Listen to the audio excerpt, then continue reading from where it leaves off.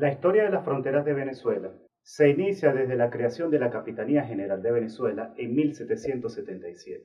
¿Por qué vamos a mencionar esta época? Porque allí dio el origen a nuestros problemas fronterizos por la estructura colonial del Imperio Español, que abarcó la mayor parte de América Latina, y fue el mal trazado de las fronteras entre los virreinatos y las capitanías generales.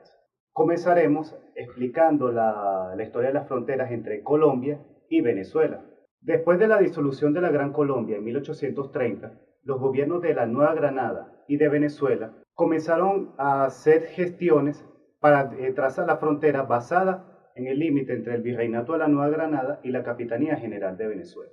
El primer acuerdo que se hizo fue el Tratado Pombo-Michelena de 1833, en el cual se buscaba dividir por la mitad la península de La Guajira, pero por problemas internos en Venezuela no se aprobó ese tratado hasta el tratado Guzmán-Arosemena en 1880, en el cual ambos países decidieron buscar el laudo arbitral de la reina de España. ¿Por qué se decidió designar a España? Porque era la antigua potencia colonial que regía sobre ambos países. Pero fue en 1898 en el cual hubo el laudo final por parte del Reino de España, en el cual se falló a favor de Colombia, que significó la pérdida de 235.000 kilómetros cuadrados de territorio, conformado por la mayor parte de la península de La Guajira, la región de San Faustino en el estado Táchira, la ribera sur del río Arauca, lo que es el actual departamento colombiano de Arauca, y el sur del río Meta, donde está el departamento de Vichada, y la orilla occidental del Orinoco, en el departamento de Guainía. Ahora, después de esa fecha,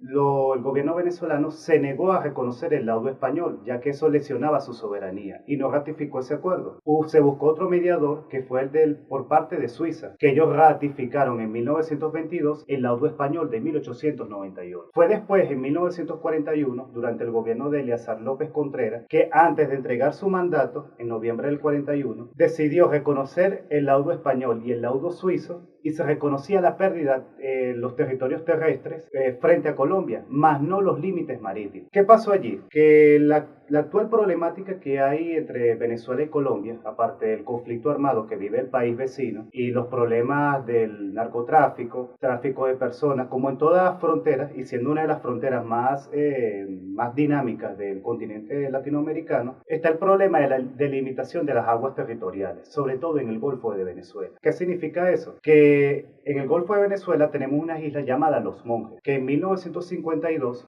Colombia trató de apoderarse de esas islas, pero gracias a la reacción por parte del gobierno de Marcos Pérez Jiménez, se logró detener ese intento expansionista por parte del gobierno colombiano. Posteriormente, en 1987, hubo otro incidente, que fue la incursión de la corbeta Caldas, en el cual ellos no reconocían en las aguas territoriales venezolanas al sur del paralelo de Castilletes, que fue donde se fijó la frontera terrestre con el territorio colombiano. ¿Qué fue lo que motivó a ese incidente? Que Colombia tiene aspiraciones de tener la mitad del Golfo de Venezuela a través de la hipótesis de Caraballeda, que significa que sea dividida el Golfo de Venezuela en ambas partes iguales. Pero eso significa que Venezuela no tendría acceso a la isla de Los Monjes, que es parte de nuestro territorio, que inclusive es reconocido por el Estado colombiano. Entonces, en ese incidente, en el 87, el cual casi se llegó a un conflicto armado, Colombia tuvo que retirar por la reacción del Estado venezolano, retiró su corbeta y se llegó